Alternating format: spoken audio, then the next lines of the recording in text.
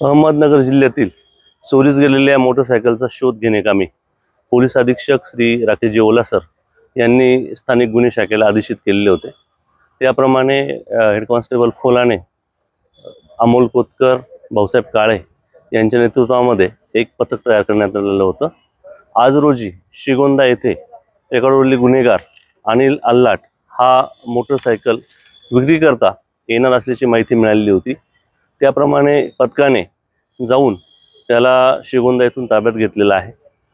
त्याला अधिक विचारपूस करता त्याने आपले 2 साथीदार हर्षद तामाणे व निखिल घोडके यांच्या मदतीने विविध ठिकाणून मोटरसायकल चोरी केल्याची कबुली दिलेली होती। त्याप्रमाणे त्यांच्याकडनं एकूण 10 मोटरसायकल या जप्त करण्यात आलेल्या आहेत। त्यामध्ये 5 बुलेटचा समावेश आहे।